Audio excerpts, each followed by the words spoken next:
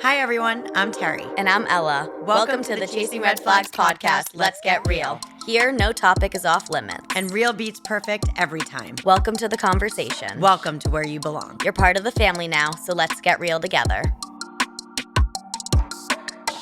Hi, Mama. I haven't seen your face all day. I miss you. I know, I miss you too. Hi, sweetheart. I thought we were going to FaceTime today. I know. I figured we were going to be doing this episode, so I knew I was going to be seeing your face anyways. But hi. Good to see you. I love you. I love you too. So before we dive in and start this episode, we want to say thank you all so much for being here. We appreciate your support more than you know. Please subscribe to the Chasing Red Flags podcast on Spotify, Apple Podcasts, or wherever you listen to your podcasts. And please subscribe to our YouTube channel to watch all of the episodes. All right, Mom, you start us off. Let's get into it. Let's do it. There is a mental health epidemic right now with young adults struggling with anxiety, depression, and other mental health challenges. And we feel that it's essential to discuss it, to make a point that mental health is just as important as physical health. And we felt like this episode was a good way to do it. I agree. And I feel like in the spirit of us being even more open and honest than we already are and having more conversations like we have always done, today's podcast is going to be the first, but definitely not the last one specifically dedicated to mental health. And we are going to be diving very deep into our personal experiences, both you and I, Mom, my specific experience with some medication, and just a lot more about mental health in general. Absolutely. It's important. We're going to share, and we feel like we can make an impact. Some people might be nervous to dig around their personal struggles, but it's just another Tuesday for us. Yes, it is. So on that note, let's get real about navigating mental health. For our first dedicated mental health episode, we wanted to give you insight into the personal experiences that we haven't shared yet. So, Ella, what would you say to someone who is listening for the first time? I would say a lot. I would say go listen to season 1. But I would say in many of the first episodes of this podcast, I did talk a lot about some of the experiences that have impacted my mental health. Doing a quick recap really fast, I was in a really toxic relationship on and off for almost 5 years. I was drugged at a bar. I had a lot of girl drama and some growing pains with girls. I'm recovering from an eating disorder, and I basically carried all of that and what I was going through alone. So it really impacted my mental health throughout all of these years. You have been through so much, sweetheart. Yeah, it sounds like a It lot. does, and it is. But it's important that we remind you how far you've come. Yes. So for those, sorry, go ahead. No, sorry, that was my fault. You keep going, Ma. For those of you who are tuning in for the first time, if you want to hear more about our journey and some of Ella's experiences, tune into season 1. Otherwise, let's do it. Ready? All right, so I know we've talked a little bit about my mental health, and we're going to keep going with mine, but I wanted to ask you if there's anything off the top of your head that you can think of or specifically having to do with mental health that you kind of want to share. Mental health affects all of us. I think when I was younger, sweetie, I was told to go to therapy. I felt like I was forced to go to therapy. And so I didn't look at it in the light that I look at it now. Now as an adult, I'm choosing to go to therapy. So I've leaned more into it, if that makes any sense. Yeah. I feel like, in a little bit of the same way, I didn't want to go to therapy at first, and we'll get into that. But I kind of feel the same way about it now. And I've learned about myself a little more through therapy as an adult differently than when I was a kid. I've learned that I'm not good when you and your brother aren't good. And that's not very healthy for me. I can't let your struggles dictate my emotional wellness, if that makes any sense. So I'm trying to find the balance between empathy and self-care. And it's a hard balance as an adult because parenting is hard, but it's something I'm working on in therapy a lot. I really love that, and I'm just nodding my head the whole time you're saying it because I truly can't even imagine having all the problems that I have of my own and then taking on all the problems of my children and my family as well. It's just a lot. So I praise you, and I really do thank you. Oh, thanks, sweetheart. Listen, it's a lot, and I've come a long way. I can't pretend that your negative experiences don't, affect me in a great way. I think all parents would relate to that. But I also know that it's a really good thing when you go through these experiences and you have these hardships, because what it's done is it's given you strength. It's given you resilience. It's given you a way to fix your own problems because I can't fix them for you. And we've both learned that no matter how much I love to be a fixer, you've got to fix your own problems. And I'm not going to lie, when you and your brother are hurting, it hurts me, but I'm learning to separate and let you fix your own problems and forge your own way. And you've done an incredible job. Thanks, Mom. And I do know how you feel, and I know that the last few years have definitely not been very easy on us. So I apologize for that. They haven't been, but that's also a part of life's process. You go through tough periods. I sound like my therapist right now. I'm like literally laughing at I know myself. what you do, but that's okay. It's a mental health episode. You're going to sound like your Before therapist. we fully dive in, how is your mental health today? Well, first of all, thank you for saying today. We did talk about this in a previous episode, so I'm going to repeat it myself. But I really do emphasize taking each day one at a time. I'm going to go back to yesterday because yesterday was shit and I really need to rant about it, even Oh, though you kind of already know. But I had 2 tests, I had a job interview, and then I went to Trader Joe's to get my favorite pork steamed, like ginger dumplings, like the soup dumplings, and they were out. They only had the chicken, and I only like the pork.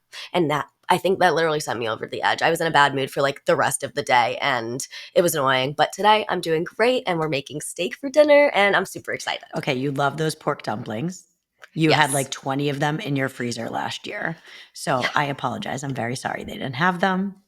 Thank you. Well, and I was just really upset because they're never out, like ever. Trader Joe's always like restocks up on their stuff. And I really needed them after my stressful day and I was dying to make them. So something that small and minor really made the whole day seem worse. And like that is crazy to But me. that's what happens, right? You have one Yes. thing, two things, three things, they pile on, and then something And it that's adds so up. minor at the end, that's what Mm-hmm. makes you blow up and that's what makes you get Absolutely. emotional. I 100%. And I feel like I'm much more aware of my feelings and my reactions to things. I'm getting better now than I used to be. So for this yesterday, I was kind of just able to breathe and cry. And I called you and I was like, they're out of my dumplings. I'm so upset. And then I was able to just pull myself together. And instead of spiraling, I just moved right on and had a good rest of my day. And I woke up today and it was a new Well, day. I'm proud So of you because not too long ago, you wouldn't have been able to pull yourself together. I probably would have had like 3 more days of being upset. So I'm glad I'm not. So it's good. How are you doing though? I'm great. I had a great day. Today, I got up, I walked Sadie. We took a really long walk. We stopped at Dunkin'. I got my favorite coffee. Um, I did a lot of work. I got a lot of work done, and I'm going out with a bunch of my empty nesting friends for dinner. So I'm having a great day. I love that. It does. I know you love working and I love that you work so hard, but it makes me so happy when you do things for yourself and you just take a break. You always like to take care of me. I I do. know. So let's You're change my the topic mom. for a minute. I think it's Okay. important to talk about when taking care of your mental health became a priority, and taking care of both our mental health became a priority to us. Okay. So I think I mean to interrupt, I think it also was different for both of us because we grew up in different we generations. did. We did. And therapy was very different back then. You are correct. Yes. Yes. So when would you say you became aware of your mental health? I mean, honestly, if we're really going back, I had a lot of struggles with girl drama when I was younger, but I don't think I ever realized how much I was internalizing it or that like some of the things that I was feeling inside when this was happening in middle school and high school was anxiety related. I I don't know. I would probably say like if I'm really going back, I wasn't fully aware of my mental health until I was cheated on at the end of freshman year in high school and I really lost my shit. Which is completely normal. And that was a Yeah. traumatic experience for you. So I would say that we both also thought it was situational. Oh, absolutely. I mean, it was and it wasn't. I was full of anxiety, but at the time I really didn't know that that is what it was because I kept a lot of it inside and I was just pretending that I was perfect and nothing was wrong with me. And if I'm being completely honest, because we're going open and honest here, pretending that I was great on the outside was so exhausting. And it wasn't fun. Looking back, I can now see that your body was telling you something. I Hmm. remember how drained you were. There were days that you came home from school, and you would just sleep for hours. And I Yeah. definitely missed that sign. I mean, I think, like, you're just looking at it as, like, a tired teenager after, like, school. That makes sense, but I also am now looking back and all the signs I missed. My body gave me so many signs that I ignored, like, over multiple years. I still do sometimes, like, I have really bad headaches, I constantly sweat, and I was nauseous all the time, so I would just go to bed and try to, like, sleep off my I nausea. remember going to the doctor and getting you anti-nausea medicine, Yeah, which you still have, but I didn't connect the dots that that was because of anxiety and everything else that was going on in your life. but I'm like, that is not your fault, mom. No, We both of neither of us knew. I know that, and I've become much more aware of how complex mental health is in general. Yes. I didn't know it was affected by so many factors, right? It can be brain chemistry, social issues, stress, environmental issues, and even childhood issues from growing up.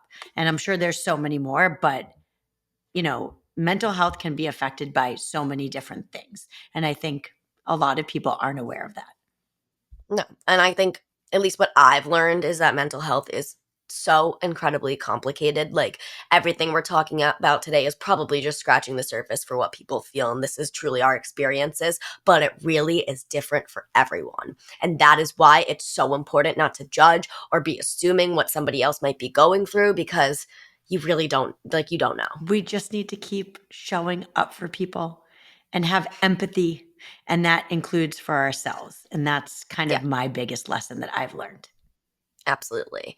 I mean, I've learned about this in the past year more than ever before, I would say. But, like, if you think about it, mom, like, we didn't get education on mental health in high school or middle school or any at all. Like, even now in college, like, we talk about mental health once in a while, but there's no curriculum for it. There's no classes for it. I don't think people are as empathetic and understanding about mental health as they could be if people were more educated. I'm going to say it. I think mental health needs to be taught in the elementary schools starting from an early age.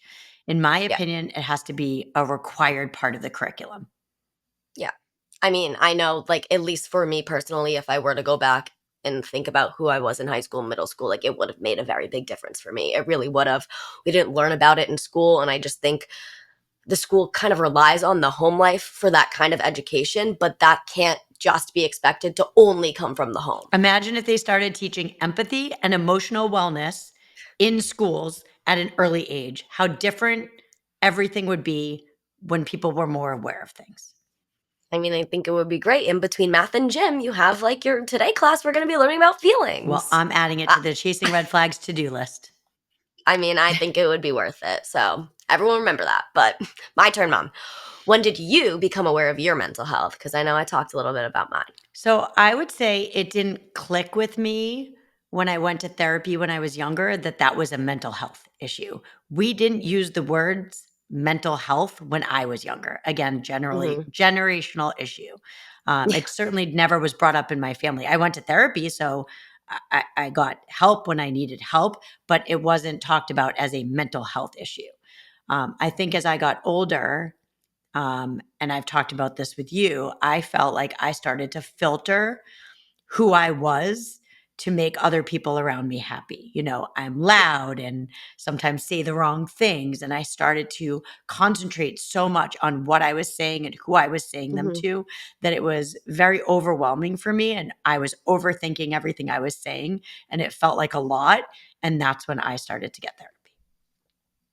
You get Well, that from me. first of all, Sorry. yeah. Well, it's okay, and thank you for giving it to me. Another thing But you get from it's your okay. mama. It's okay. I got a lot from my mama. I love it, but we're very similar in that way. So trust me, I know what you mean. But We are. let me just say, speaking of things that we're big on and we both advocate for, we are obsessed with therapy. We think it is the best thing ever. We do. We do.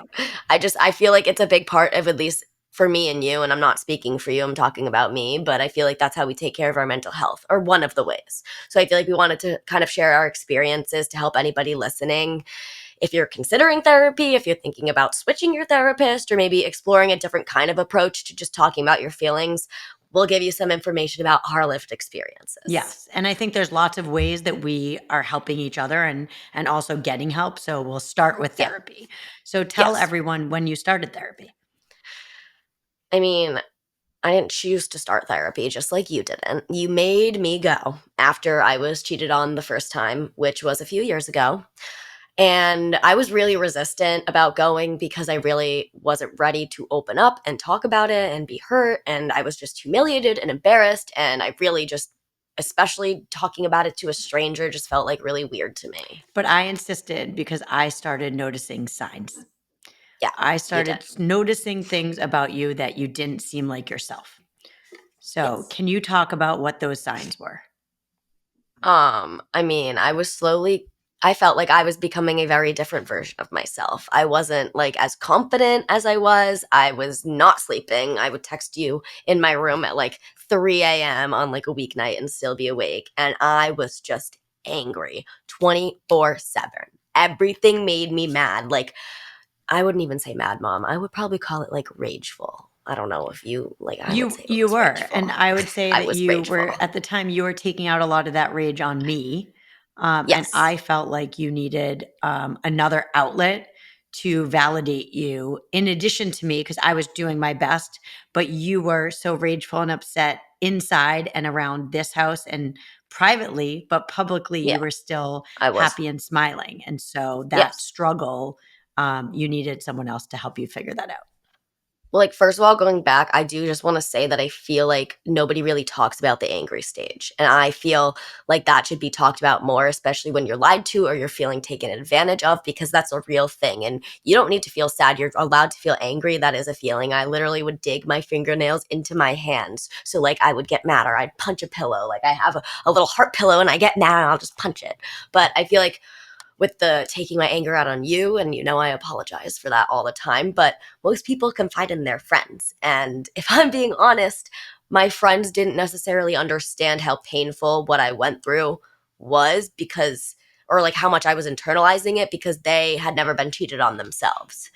And like the girls were like, "Oh, just hook up with someone else, you'll be fine, you'll feel better." And that wasn't me, and at the time I felt so bad about myself that that wasn't something I could think about. No, and if, coming from my perspective, I was watching, I think I used to say this to you and I'll say this to anyone, sometimes talking to friends and people your age that haven't gone through the same things as you, it's hard because they can't give Hard. you, real-time advice because they haven't Yeah. been through it and they don't understand it, and I think you felt a lot like no one understood your pain. And that's No. why having a therapist that could validate you and talk about your pain in a professional setting, was helpful for you, Yes. And I was stubborn and I should have gone earlier, and I don't know. It was just dumb of me to not. and still are stubborn sometimes. Yes, I know. But I think if I had stuck with it and kept going with the therapy, I could have broken those patterns a lot sooner than I have now, which they are getting broken, but it could have started earlier. So that is a mistake. I repeated things too many times and it really did take a toll on my mental health. Well, against my mom advice, you stopped Yes, therapy and didn't start I up know. again until college, until freshman year in college. That is a long time of holding in your pain and suffering, baby. I mean, it was a very big regret of mine, and you know that I talk about it. I really do think I should have stayed, but I just like I can't describe it any other way than like thinking about this. Like during high school, mom, like I was so ashamed and humiliated. I was in a toxic relationship. I was dealing with a very, very bad fallout of like a friendship breakup.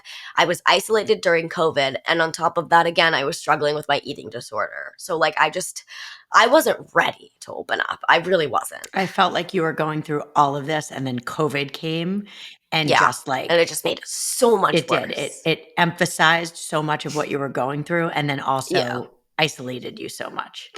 Mm hmm. It's painful for me to hear as a mom, like all of it at once. I mean, I was a mess on the inside and I was pretending to be perfectly happy, smiley Ella on the outside, because I do feel like everybody just wants to be around the happy, smiley version of someone and not the person that's sad and anxious all the time. And I don't know if other people feel it, but I feel like there is a really big pressure from society and people around you just to be the perfect version of yourself for everybody. And I don't want to do it anymore. I'm so glad you don't want to do it anymore. And that's why we Thank you. created the tagline, being real outshines being perfect, because you're now being real.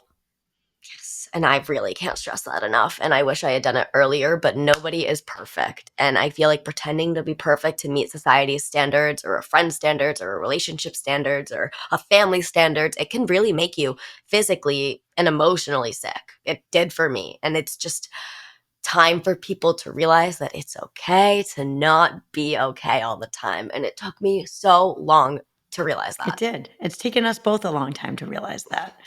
Can you describe to everyone what you were actually feeling in high school while you were pretending that you were perfect? So, for anyone that thought that I was happy and smiley and content all the time, little did you know that I was feeling not good enough in my relationship and honestly, even a lot of my friendships. I was really insecure. I was stressed about school because I was a perfectionist and I wanted to get into a business school, especially with looking at colleges during COVID.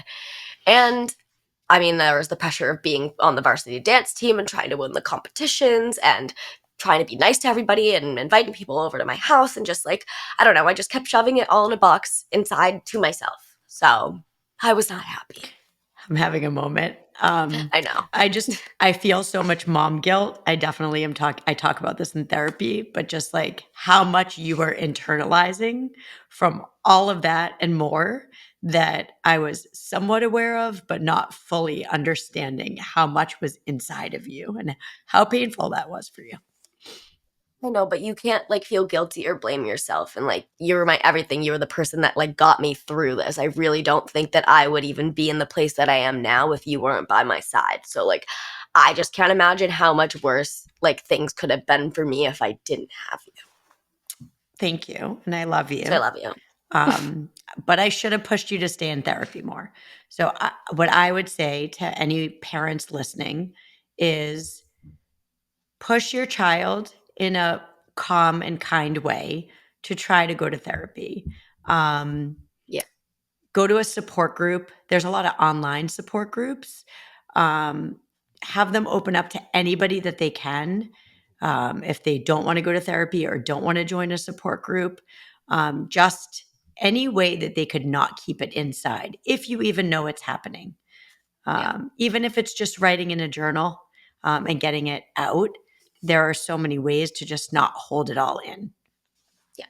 Anyone that's like, as long as they're comfortable with somebody to talk about. I just feel like I didn't even realize how many other girls had been cheated on or were on anxiety meds or felt the same emotions that I was going through during college and high school until I found this amazing TikTok community. And I do feel so grateful because I've connected with so many people, and that's been really helpful because I just am realizing that I'm not alone. But you also have had moments where you felt very conflicted as well. Well, I don't like to talk about it, but like obviously there is a lot of negativity on TikTok. A lot of hate, a lot of just not understanding, and I do feel like don't judge a book by its cover. And I just really am thinking of the positive, and the positive has just been connecting with all of these girls who really do understand me and see me and know what I'm feeling. And I'm just, it's been awesome. And See, mom, look at me. I'm sorry. Are you proud of me? I've been evolving. Look at me thinking of the positive instead of the negative. yes, I'm just really proud of I'm myself. I'm Sorry. so proud of you, and I would just like to say that you've also been helping people too. So I hope you're I not just am. getting it, you're also giving it, which is, really important. I give you a lot of credit, Ella. You've been through a Yes. lot, you're sharing a lot, and you just like to talk about your mistakes that you've made, and your red flags, and also to help others kind of see themselves through you. Yeah. That's a big deal.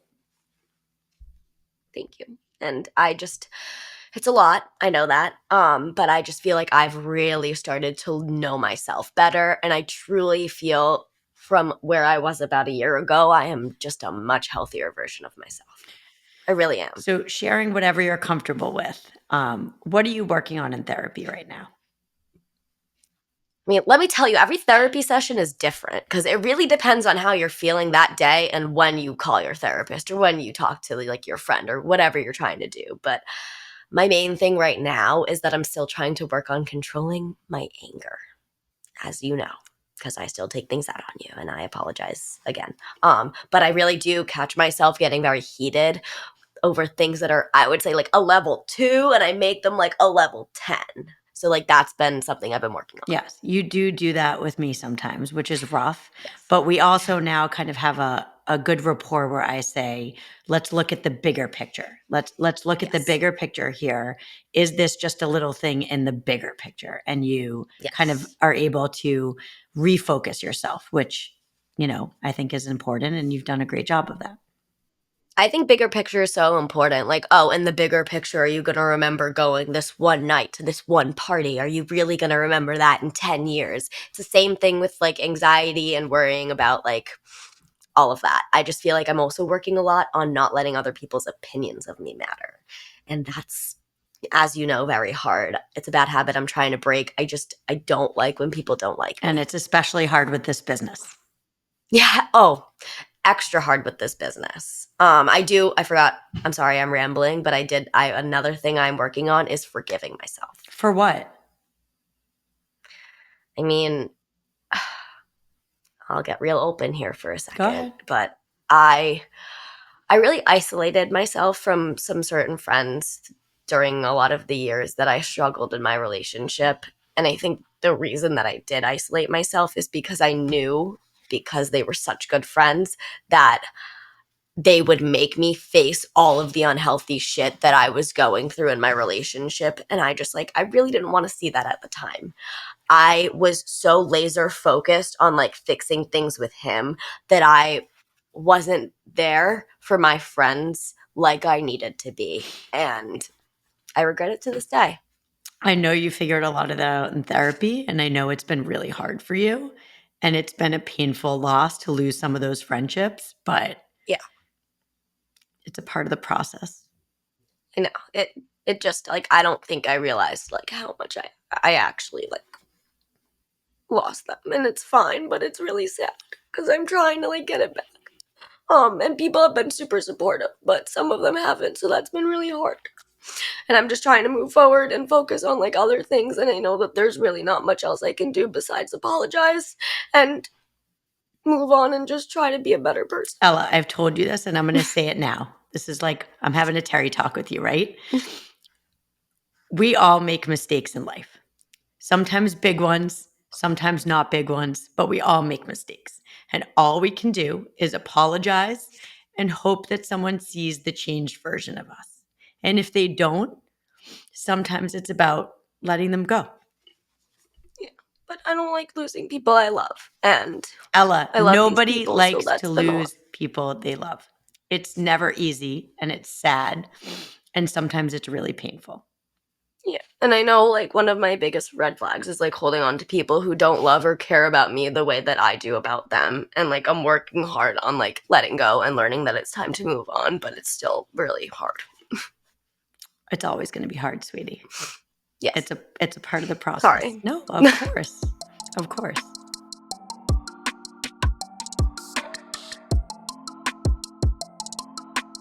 Okay. How you doing? Okay.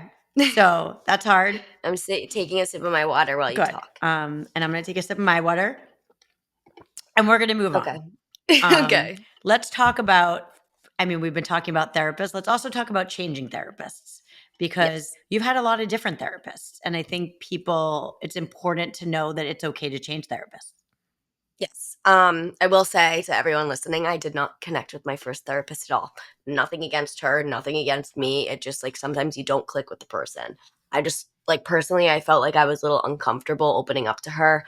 It kind of felt like awkward. But with my therapist now, I literally will like either sit and like yell because I'm angry, or I'll sit and cry, or like we'll sit and laugh. It's just like my therapist validates me in a way that my first therapist didn't. And that is just so important. Well, that would have been really good to know way back when you went to that therapist for quite a long time. Yes. Yes. Well, I trust me, I know that now. I just like my people pleasing, this is part of my issue, but like I kind of felt guilty that like she would be mad if I told her we weren't the right fit, but like I know that she just wants me to get better, and I know she wants to help people, so if it wasn't a right match, then it wasn't that big of a Yeah. deal. So I think it's important that everyone understands that it's not always going to be the right fit. It's like a Yes. relationship.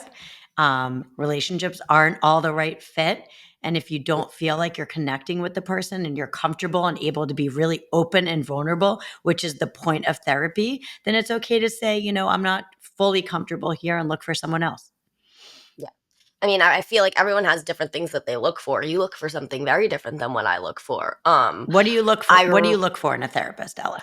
So, I mean, I kind of gushed about her for a second, but I'll do it again. I really wanted somebody that just made me feel comfortable opening up. And like that first conversation we had, I literally spilled my guts. And yes, I know that's what you're supposed to do with your therapist. But with my first therapist, I sat there and I was like, I go to Maryland and I had a hard high school experience. But with this one, she just asked like the right questions to get me to open up. And I don't know, she calls me out on my shit, which I kind of need sometimes as much as you do. And we do laugh. So it's really nice to have all of the mixed emotions. Okay, so a lot of people have written in a lot and asked how we are finding our therapists. So I think Yes. it's important to talk about how we found your therapists. Yes. And I hate to say this, but I know it's really, really hard to be finding a therapist right Yeah. now. So my first piece of advice is to ask around. So I think it's being vulnerable and hard, but we're also, talking about destigmatizing mental health and being able to talk about it with people. You weren't shy, Yeah. I wasn't shy. I asked everybody, so the first therapist we found through a neighbor whose daughter went to that therapist, and it wasn't the right fit for you. The Yeah. next therapist we got was your eating disorder therapist. I had called a friend and she put us in touch with Meta. And Yep. they helped me find you that therapist, which was incredible. And then your next therapist, because you moved locations and you were in Maryland, you found actually at school in College Yes. Park. Yeah, I will say this is something that I feel like every school or every college is at least trying to like live up and get the same resources, but the amount of resources at the University of Maryland and probably every other college, like I didn't know how much they want to help students like care about their mental health just as much as they want you to do well in school. And like I went to group CBT therapy when I was at Maryland after I had some panic attacks freshman year, and that was very helpful. Yes. So in CBT therapy, you Yes. talked about your negative thoughts in a Yes. group. Yes. And I So, was I yep. was proud of you because that was really going out of your box to just discuss that. Well, being in a group was, yeah, very But so different. helpful because CBT therapy helps you retrain your brain to think Yes. differently. Can you Yes. tell everyone why that was helpful? Yes. Well, obviously, I think not that I needed to retrain my brain, but my brain was definitely more on a negative side route of things where I was always thinking bad. And so this really helped me. I got some helpful strategies to like change my mindset. As you can tell by kind of the way that I've at least hopefully been talking today, I'm more positive on like where I'm going with things, but I also feel like it was just really helpful to see that I wasn't alone. There were a lot of kids on that Zoom call and on this therapy call that were feeling the same exact thing as me, and that just gave me a sense of And you relief. got homework and you have little tips Yes, and you have them in your assignments journal and things. and you Yep. go back to that. I have sticky notes and I'll like put them up on my like desk and wherever I need them, and it's from CBT therapy. It's just things that I've remembered from those And your sessions. current therapist we got from another friend. Yes.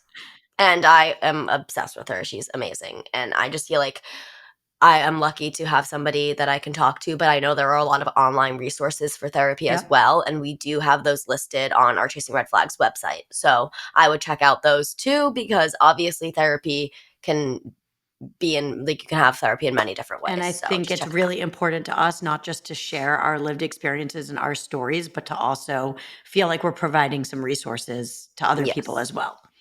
And these don't even scratch the surface for how many resources there are. These are just the ones that like we've known, and I feel like we'll continue to find more and keep sharing them with you all. But I do want to turn it around because we've been talking about me and I'm crying and emotional. But what about you? When did you start going to therapy, mom? So I went to therapy, like I said, because I was forced to go by my parents. I think you know this story, but I was having really, really bad dreams and they were keeping me up at night and I was having trouble going to sleepovers. I was always calling Gaga and Papa, which are my parents and your grandparents, to come pick me up from sleepovers, and they felt like I needed to talk to someone.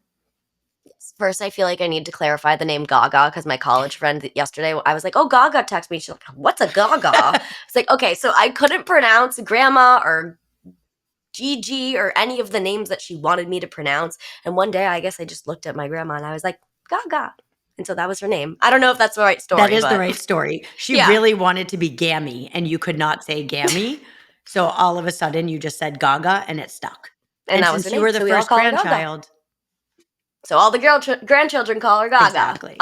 But basically, I know that she made you go see what, two scary movies, and you just like weren't able to No, sleep. she didn't make me see them. The first one I saw at the house, and I'm Okay. gonna give them a shout out because I still can't watch them today. I saw Poltergeist, which you probably don't even know what that is, but Oh, okay, don't. That's so it offensive. was a terrifying movie. Yes, I mean it's not, but I could see how you would be And then I scared of also saw The it. Godfather. Oh, So I okay. had a big tree outside of my bedroom growing up. And after seeing Poltergeist, I was convinced that someone was going to crawl up the tree and get into my bedroom. And then I didn't want to go into my bed without all the lights on because I thought, spoiler alert, that there was going to be a horse head in my bed. And Gaga told me that you just created all of these nighttime rituals after you were super scared because you wanted to like feel comfortable when you were going to bed. Yes. So I would go turn all my lights on. I would check both my closets. I had two different closets to make sure there were no monsters in there. Then I would close those doors. They had to be completely closed. Then I would check the bed to make sure there was no horse head. Then I would turn off all of my lights. I could not have any shadows in the room. I covered my alarm clock, and I'm just going to call myself out on this. I still need to sleep in a pitch dark room, and I cover my clock. Yes. There can be no light, and I don't want to see any shadows. So I did get that from you because I didn't even like think about it, but like my clock on my desk here, every single night I put like a little tank top over it so it doesn't like shine the light because I also like it to be really But dark. are you scared of shadows or do you just like it to be dark? I mean, I used to be scared of shadows, so maybe it's like an internal thing that I don't really think So about. maybe But I'm just gonna say I like to sleep in the okay. dark. So I Um, like to sleep in the dark because I was scared of shadows. And they yes, sent me to therapy because that made it very difficult to have a sleepover when you have all these rituals and yes, people don't want to make sure all the doors are shut and all the lights are off. that you've done all your Yes. rituals. So it was definitely hard. And that's why they sent me to therapy. But you told me you hated going to Oh, therapy. I hated going to therapy. I didn't like at that age, I told you I was very difficult. I didn't like when anybody told me to do anything. So I went to therapy and I would not talk. And then after like 2 weeks of not talking, first of all, I went to a man, which I should have spoken up about, but that's not something Mm. that I was comfortable with back then Wait, not that that's a bad thing at for no all, but reason. It it just just it really is different for every Yes, and like person. we said, it had to be the right match. So he just was like Yeah. an older man. I didn't feel like I could relate to him, but what I did relate to is that he loved backgammon and gin. So I almost felt like I was having fun. I played backgammon and gin every week, and I did not open up at all. So I felt like I was kind of sticking it to Gaga and Papa that I didn't want to be there and I wasn't talking, but I'm really good at backgammon and gin. Oh, you are really good. We will play all the time at home with our family, like, and I get my ass kicked every Yeah. time. But as you did get older, I mean, now obviously you go to therapy, but it's your choice now. It is my choice. I've leaned into therapy. I've gone for several reasons, and I honestly think it's helped me become a better parent. I told you that I had spine surgery. I know you know this because you were younger, but I had spine surgery over 10 years ago, and it was very depressing. I felt very isolated when I had my spine surgery. So that's when I really started going consistently. I don't think I mean, now I don't even know the extent to it, but I know I was too young to help you and I was too young to understand the extent of how it made you feel like isolated and all of that. And I'm sorry that you had to go Ella, you were in elementary school. There's nothing you could have done, but during that time, it was isolating for me, and I was lonely, and I couldn't Yeah. drive, and I was dependent on other people, which is not something I like to be dependent on other people at No. all. And then as the years went on, a couple years ago, and I know you know this, I was a witness to a car accident, and I was the first on the scene, and the lady in the front seat passed away. So I started trauma therapy after that. And so that was a different kind of therapy. I had tried to see, it was a husband and a wife, and unfortunately, the wife passed away. and I tried to go see him because he lost his wife, and they wouldn't let me go see him unless I had trauma therapy. So that's a different kind of therapy. There's all And different kinds of therapy, but that was something that I needed to do. So it's been very helpful. I remember, like, I hate remembering it, but I remember when that happened and you were literally so sad. And, like, all I remember is you just being like, his wife just died. Like, I just need to check in on him. Like, I need to make sure he's okay. Like, he's all alone. And I just, like, oh, Yeah. it was just the worst thing ever. So, like, I know that you could rant to me, but, like, having your therapist, like, I just can't imagine not having that kind of outlet like, especially breaking down. Sometimes it's easier when you're doing it with somebody you don't know. Listen, therapy is not always about fixing you, right? It's about talking and being supportive and knowing yourself more as a person. And I think that I've learned a lot about myself, and that's the most important thing. Well, I think you've done a really good job. And just so you know, I'm doing great over here too, Ma. I know you've worked so hard to get where you are, Ella. You have. What would you say the biggest things are that you're working on right now? I mean, I work on a lot every day, or at least I try to, but I really have been working on me. And like every single day, I consciously think about what is good for Ella, what is good for my mental health, and what can make me happy.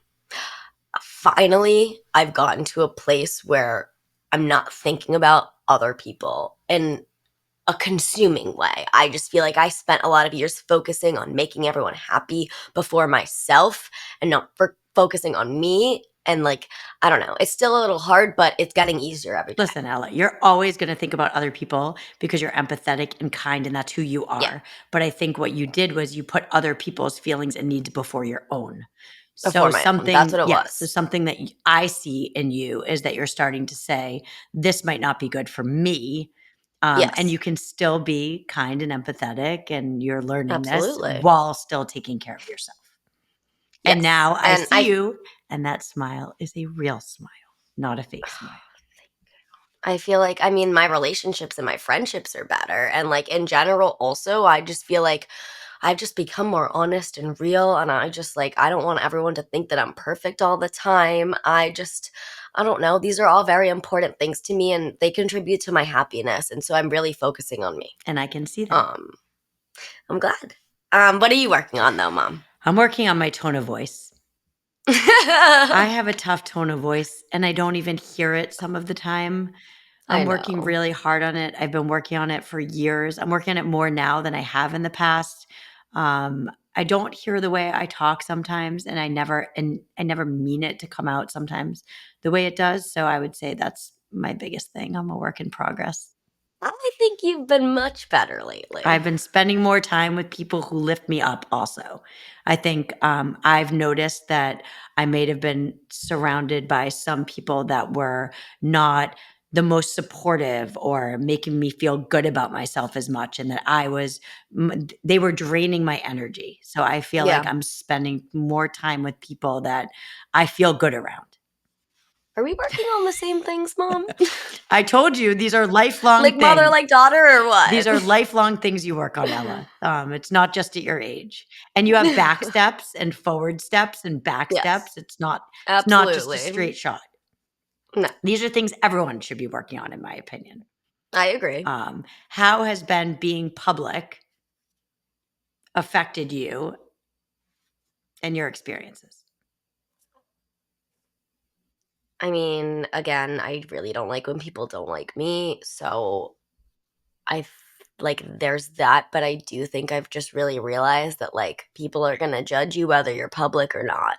So like honestly, it hasn't been that hard for me because it feels very therapeutic to just share my stories and know that I am helping people and that they're like, I'm just helping people know that they're not alone and to not judge a book by its cover. And yeah, I'll get a few hate comments. I'll get people from high school saying, oh my God, that's not true. That didn't happen. But these are my experiences. This is how I felt when I went through it. And it just feels really good to get it out.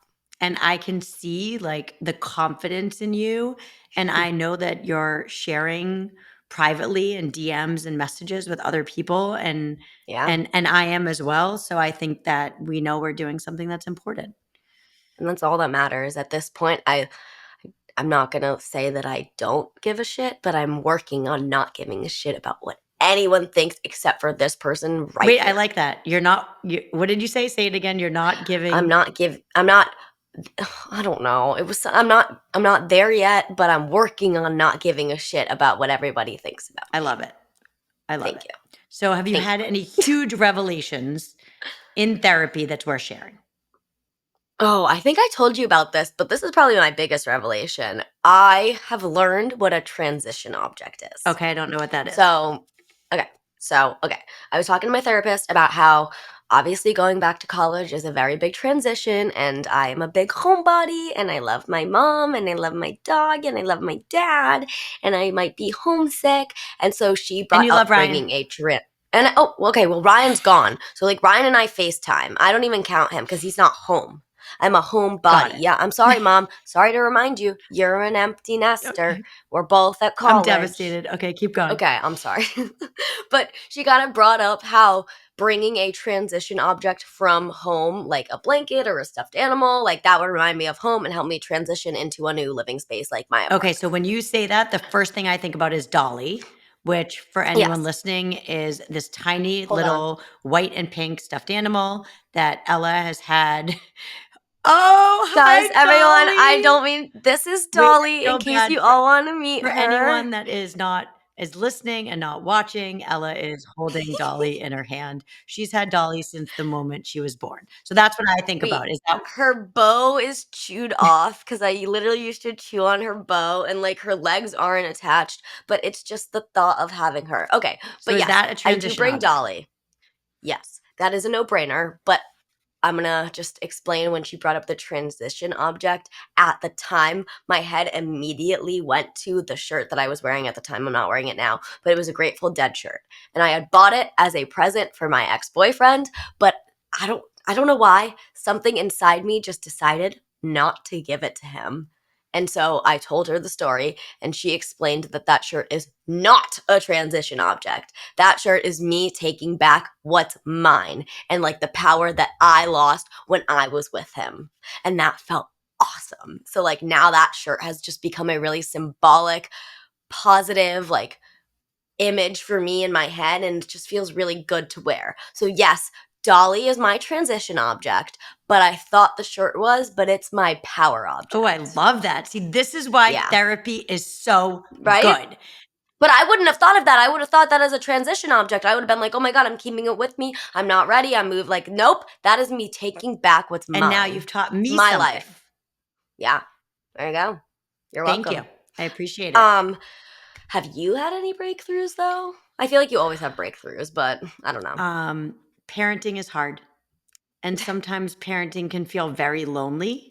I would say think a lot about, did I do too much or did I do too little? And so Yeah. I've kind of been, it's not really a breakthrough, but I've been working through that a lot of, how much I feel like I did too much sometimes. And then at other times, how much I did too little. I think the other thing I've done is that I have a couple of new routines. So Okay. at night, and this has been really helpful for me. Even if I've had a really bad day or a really tough day, I try to think of one or two positives from the day Hmm. or from the next day. Did you Um, get that from I me? did. And I focus on that. And then the other thing I would say is and I always, me, I'm big on to-do lists. I was a professional organizer, but now I make a very in-depth to-do list. I don't sleep that much. And so when something's in my head, I can't stop thinking about it. So I write it all down, and that's been great. Okay, so I do that too. I make my to-do list every night, but I actually haven't told you this yet, so you're gonna hear something that you actually don't know, so just get ready. But I have been working on making an Excel sheet, two different ones. An Excel sheet with all of my homework assignments for the semester and all 5 of my classes, and I color-coded them by date and when they're due and by class. And so I put that into a sheet and I have like check boxes so I'm able to check it off. And then I also that one has been done, but now I'm working on doing a personal one to check off things that I want to do like each day. So I feel like it's it's kind of awesome and you'd be proud. So I just wanted to say that. And it's like a to-do list, but even It's better. incredible, and from an Yes. organizing mom, I think that's pretty amazing. Thank you. So, in addition to therapy, we both have some non-negotiables. Let's Oh, talk about our non-negotiables. I mean, I know yours off the top of my head before I can even think of mine, but like yours is walking for miles and miles and Are you miles making fun and of miles me? and miles. Are you making fun of me? Because that's what makes me happy. Yes. I know what makes you happy, but you're the girl that is known as the crazy walker. I am known as the crazy walk around town. So, some people would consider you a crazy walker, but I do know that that is a really big thing that you do for your sanity and your mental health when you're not working. And so I just feel like it's amazing. But thinking about it, could you imagine if you tracked all the miles that you have walked over all of the years? No, and I think about it, it's so funny because I don't track my miles. I'm like a creature of habit, so I walk the exact same route all the time, and then sometimes I do it twice, and I know in my head how many miles that is, but I could look back at the calendar and probably count them all. That would be cool to know. So, this is a Yep. question. Did you start walking like this before you had me and Ryan, or was this like kind of an after thing that you started to do once you had kids and you needed to like kind of get out of the house and be on your own? So, walking for me actually is somewhat new, meaning that after my spine surgery, I Okay. used to do workout classes. And that was also part of my loss and why I felt so isolated. I did Hmm. workout classes with other people. So I had my workout friends, and I lost that when I had spine surgery, which was definitely hard Yeah. for me. So I couldn't jump anymore. I couldn't jump Hmm. rope. I couldn't lift weights. I can't do still to this day a lot of what I did back then. So Yeah. walking became my outlet, and then I Okay. realized how much I love being outside. So I try to walk with people. I do walk alone every day, but then I try to have a Yeah. second walk where I walk with other people so it can Other be people. somewhat social. But Even if it's not as right. long, but I just know I walk with you once in a while when I'm home for the summer or over break or whatever. But I feel like it's so cute because we always bump into all of these people in town and they just know you as like the person that like walks the same route all like every day, or like you have your walking friends. I just think it's I do. adorable. I have my walking friends. I'm a creature of habit. I have people at each Dunkin' Donuts that I know that works behind the counter. I've known two of them for over 20 years. So Yeah. I've created these relationships through my That's walk, and I good. love that. I've walked in with you multiple times. They're like, that's not your daughter. Like, your daughter was 4 years old the last time I saw her. There's no way she's almost It's 21. crazy. It's crazy It's how long they've crazy. I known you. can't. I know. But I feel like you've been much better lately about not having necessarily a plan, and I hate to say it, but you still don't relax as much as you should. So I'm trying to help you do that a little bit I more. know. I'm working on that, but right now, obviously, we have a lot going on. It's one of my Yes. red flags. I don't have an off button. I don't have that off button for friendships, relationships, and work. So I'm trying to Yeah. breathe and figure out how to do that. That's Add that to my list of what I'm working on in therapy. You know, you're the biggest worrier, just like me. I take on a lot, and I love to Yeah. do it. So it's a different kind of stress and worry now that you and Ryan are away at college. Yeah. The stress level changes. Yes. And I know that being a parent never ends, and there's always going to be something stressful in life. Can you tell I've had therapy? Yes, and I'm so You were proud. like, oh, at the beginning of this, you're like, I'm talking like my therapist. Now I'm like, oh, there's gonna be stress in your life. It's always gonna happen as long as you cope with You it. sound I really feel like evolved. I could be a Yes. therapist. Like, hello. So what other coping methods other than therapy do we use? Okay. I mean, you know this because we both do it a lot, but I'm obsessed with journaling. I have literally Okay, I've tried a few different journals because I feel like I've realized I need the guidance and kind of like the prompts as opposed to open blank pages. Because, like, if I just open a notebook and I sit there, I'm like, where do I start? What do I talk about? But if there are prompts and questions that just get my brain thinking, then it's one little part of that and I'll just write about it. You've also been taking medicine for your anxiety. So Yes, that's I have. another way that we've Yes. coped. I do. I take Lexapro, and I would say that that has completely changed my entire It life. has in so many ways. So many Yeah. ways. So how would you describe kind of what your anxiety is to someone else? So I was diagnosed with like generalized anxiety. And for me, that really means just like worrying about things before they even happen.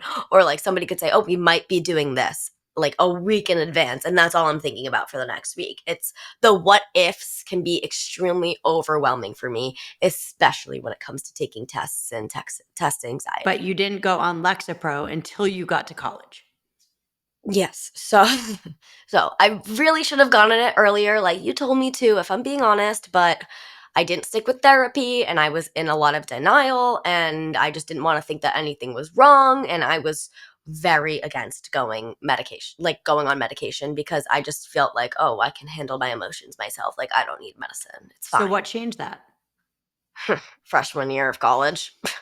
I mean, even thinking about it like I'm getting stressed, it really threw me over the edge. I had my first panic attack. I had a few over the year, but I've never had one before. So after that, I kind of really admitted that I needed some Yeah. help.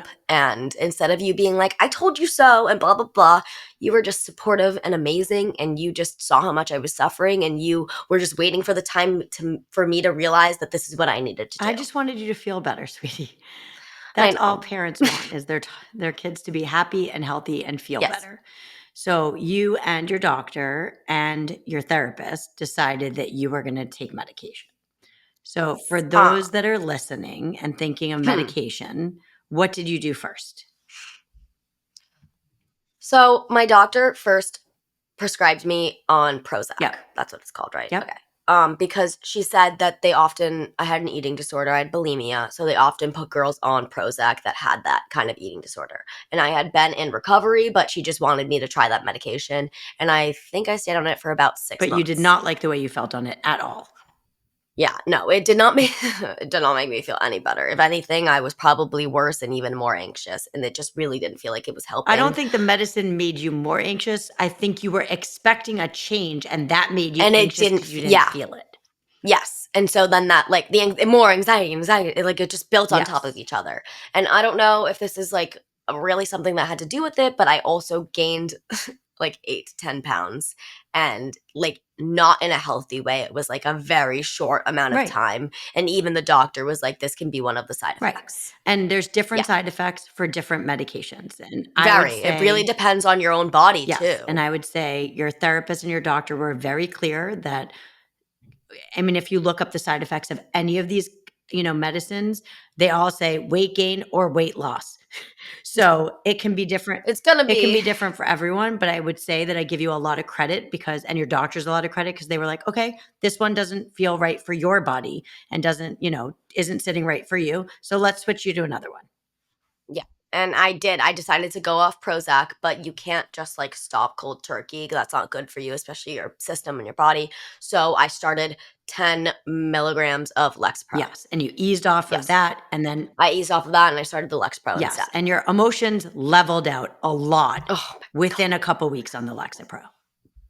Yes. I literally felt like my emotions were more regulated in like a way that I've never felt before. So I was just like, I was having more normal reactions to things. And instead of like all of these huge overreactions and making things like a huge deal and a 10 when they were really a 3. So can you tell everyone what the side effects were for you? Because there were a couple side effects with the Lexapro.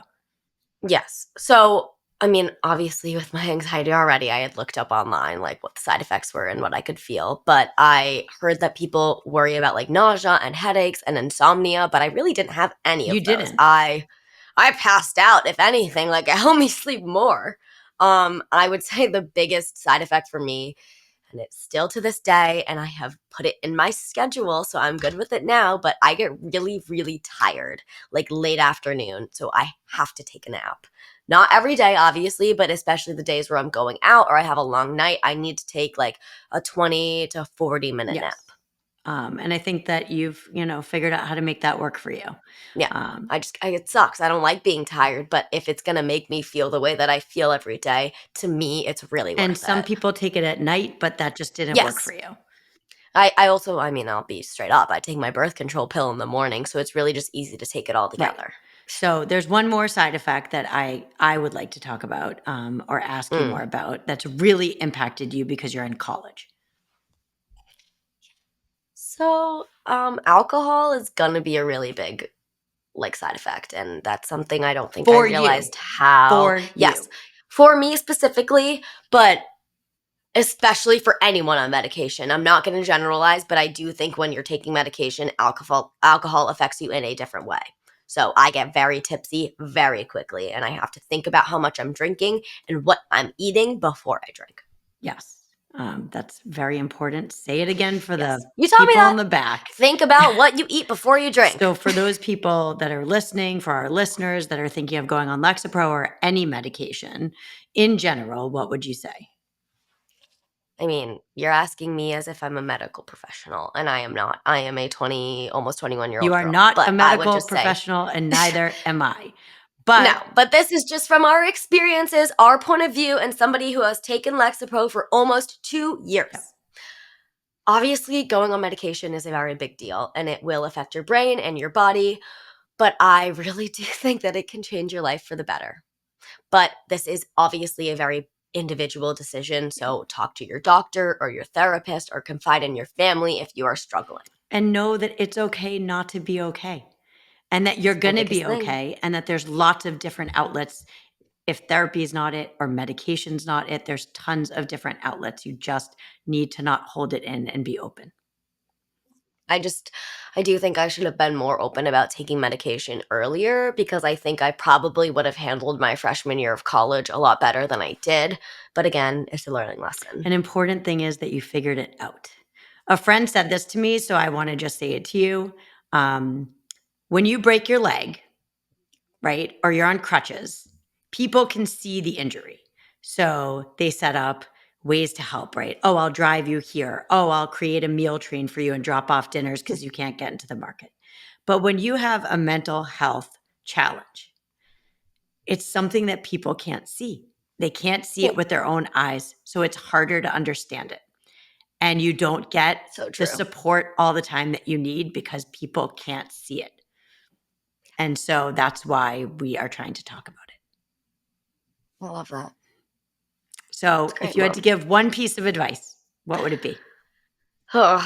um, as somebody who's really going through this still to this day with anxiety and just trying to, I really take one day at a time, just stay focused on the small goals and just work towards those each and every day. Take things one at a time and really day by I day. love that so much. And Thank that's you. what I do I now. mean, I say, you taught me that. My therapist taught me that. You all have been telling me it, so I actually have to try to do it now. yes. I feel like obviously, let me just say, this topic of mental health can be very heavy. We do just kind of want to normalize it so it's not so like taboo. And I know that's such a big word, but like really, that's the way to describe it. It just is another part of your health that you need to take care of. Just like a physical injury, this is also something. It should just be normalized just as well. So I love this. We're going to do a little quick rapid fire Okay. questions and we're just going to go back and forth asking each other like questions about like the ways big and small that we just like take care of ourselves because there are again so many different ways that you can be helping Love it. yourself. Who's going Okay, first? I'll go. Okay. What is your go-to sad song? Ooh, go to sad song. Apologize by One Republic. Over and over in the Okay, car. fine. I like What's that. yours? Um Shout out to Grey's Anatomy. Thank you, Derek Shepard. Chasing Cars, Snow Patrol. It is so good. Every time I hear it, I just bawl my eyes out. Okay. I like that. Yep. I didn't know that, I don't think. Yeah. Okay. All right, next. What is your Get Over Him song? Oh, well, back in the day, it was Cold Hearted Snake by Paula Abdul. I know you've never heard it, but when we, No, I do. Is that the He's a yeah, cold-hearted how do you know that snake? song? Look into his eyes. Oh, I don't know. I've probably heard it oh, before. he's been telling You've been lies. telling lies. So that was my song back in the day. But now, when the two of us are in the car, we do play "Smallest Man Alive" by Taylor Swift. Oh, I mean, obviously, Taylor Swift, I love you. Your music is so good. I have an actual playlist, and you know this, but it's a song called "Move." Like, it's a playlist called "Moving On," and it has like a million different songs that I listen to when I want to feel that kind of vibe. But if I had to choose one specifically, probably "Lose You to Love Me" by Selena Gomez. Awesome, love that song. Yeah, That's so a good. good one. Okay, Okay. Where do you go when you need to do some thinking by yourself? I go to the beach. I go to the beach. Valid. I like to hear the Valid. ocean. I take a drive and I go to the beach. What about you? All right. Well, if you weren't to steal the beach from me, which I also might, I would probably say Lars Anderson Park, which is kind of just a place where I like near where I live, but it just has a good view. Okay. What about like how do people know if you're in a funk? I get quiet. Like I don't speak. I get really quiet, and you know me, I'm like verbose. I'm always But talking. but that's mother like daughter, like mother like daughter, because my mood is like really off, or I just get silent. Like my friends before have been like, "Ella, are you okay? Are you okay?" And I'll be like, "Yep, I'm good. Yeah. Everything's fine." Yep. And then I'm just like silent and weird like that. Okay, keep going. I like this. Okay, what's the first thing you do when you need like a mental I boost? walk and I talk to Tara I don't know why I asked that and I listen question. to podcasts, but I walk. That's my big thing. I Okay. walk, walk, walk. I disappear. I go Yeah. at night, during the day, anytime. Yeah. What Whatever. about you? And I love walking too, but I would say if I'm home and I'm with you guys, I'm playing with Sadie. I'm playing with my dog. I just want to be with her in the basement. I want to snuggle with her. It just makes me happy. But I would say when I'm at school, I'll walk with my friends around the lake, or I don't know if this is okay to say, but I'll go to happy hour. Oh, no, that's okay. You love your Okay, happy well, I'll hour, go to but happy that's hour. also I'm about good. bonding with your friends. Yes, exactly. I just want to be with my girls at that time. Good. Okay, therapy, Zoom, in person, or like on the phone. Zoom. I would say Zoom too. I like being in person, but I don't know. Zoom is just more convenient, but you're also seeing each other's faces, so it's basically like you're in Yeah, person. no, I like Zoom. I'm good on Yeah. Zoom. Okay. Okay. Favorite snack food if you're upset or anxious or you just like you need something. Gummy bears. I know that's weird. That's ew. That's not a snack. That's like a candy that you bring to like the I know, but movies. it's my like when I'm stressed, it's like something that takes me a long time to chew. You don't want like sorry, but like you don't want like a big thing of No, nachos with like that's yours. cheese I know and that you're gonna answer. beef. That's yours. Yeah, I was gonna say like that's what I like. I just want some comfort Yeah, food. no, gummy bears. All Okay.